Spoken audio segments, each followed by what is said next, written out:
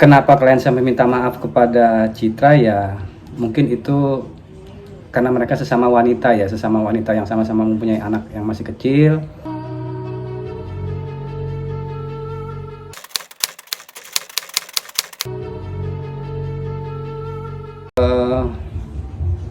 Kalau kita bicara flashback ke belakang ya, intinya begini.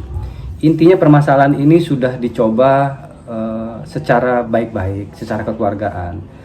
Sebelum klien saya bertemu dengan saya juga, ternyata klien saya itu mereka sudah mencoba berkomunikasi dengan ayahnya Reski, gitu.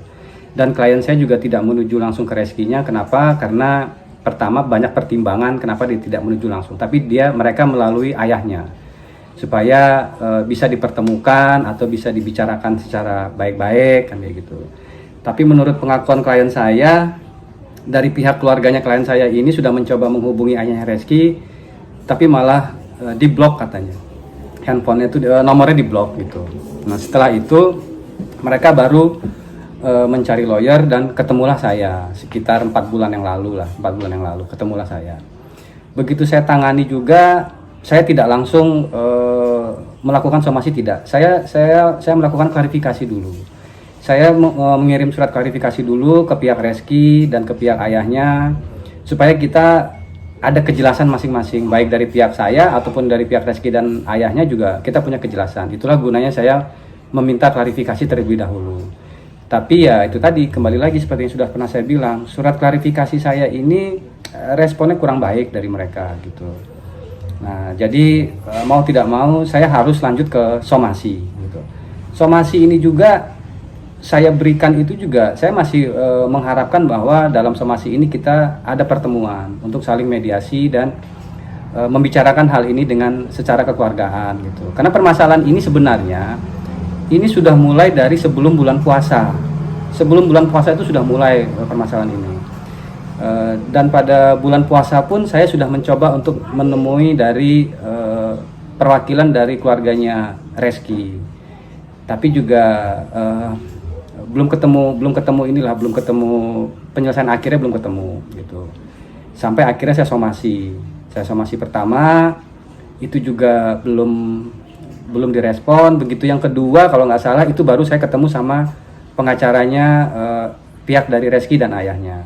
Di pertemuan itu kita beberapa kali bertemu membicarakan masalah ini, tapi ya kembali lagi dalam pertemuan itu kita tidak pernah menemui kesepakatan bagaimana penyelesaian dari permasalahan ini kan gitu.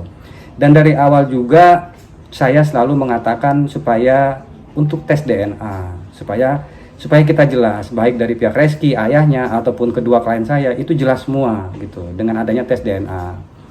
Tapi itu juga tidak bisa dengan mudah ya saya minta ke mereka, karena memang tes DNA itu kan juga tidak bisa ada unsur paksaan gitu. Jadi saya sudah mencoba untuk dengan cara sukarela, tapi juga tidak ada kesepakatan gitu. Jadi ya akhirnya tidak lama kemudian pas saya sudah mulai mau mendaftar gugatan, disitulah teman-teman media baru pada tahu gitu. Jadi sebenarnya permasalahan ini sudah saya segala upaya itu sudah saya lakukan ya, baik secara kekeluargaan, secara mediasi dengan lawyernya juga, ataupun di surat-surat saya juga saya selalu inginnya itu kita mengadakan pertemuan untuk bicara baik-baik. Itu semua sudah saya lakukan gitu. Dan itu sudah saya beri waktu sekitar kurang lebih 3 bulan. 3 bulan saya menunggu itikat dari pihak Reski dan ayahnya. Jadi bukannya tiba-tiba ini muncul, bukan. Ini sudah 3-4 bulan yang lalu ini sebenarnya permasalahan ini sudah saya coba untuk bicarakan kepada pihak Reski dan ayahnya. Jadi saya rasa cukup bagi saya dan klien saya menunggu selama 3 bulan untuk mendapatkan jawaban dari pihak mereka gitu. Dan sampai akhirnya pihak dari teman-teman dari media mengetahui permasalahan ini gitu. Jadi jangan disalahartikan bahwa kita tidak ada upaya mediasi atau klarifikasi. Oh tidak, itu ada semua. Itu ada semua itu.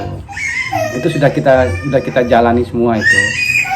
Jadi, kalau setelah itu juga kalau ada pertanyaan lagi mengenai kenapa klien sampai minta maaf kepada Citra, ya mungkin itu karena mereka sesama wanita ya, sesama wanita yang sama-sama mempunyai anak yang masih kecil.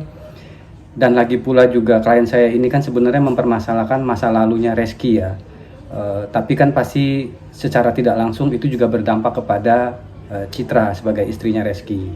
Jadi ya secara etika klien saya juga meminta maaf kepada Citra itu, karena secara otomatis Citra juga pasti terkena dampaknya dari permasalahan masa lalunya klien saya dengan Reski. Gitu.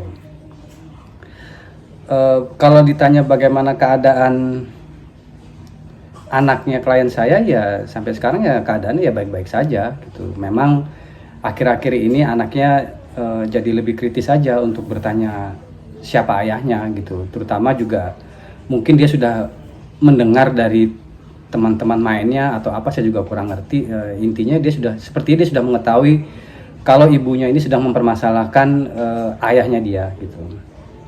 Jadi ya mungkin hanya sebatas itu aja saya bisa memberitahu masalah kondisi anaknya gitu. Kalau untuk yang digugat ya seperti saya beritahu juga sebelumnya, yang kita gugat itu bukan hanya Reski, tapi juga ayahnya Reski juga kita gugat juga. Cuman yang sudah kita daftarkan sementara ini gugatannya Reski. Nah nanti gugatan bapaknya Reski itu akan menyusul, kita daftarkan juga.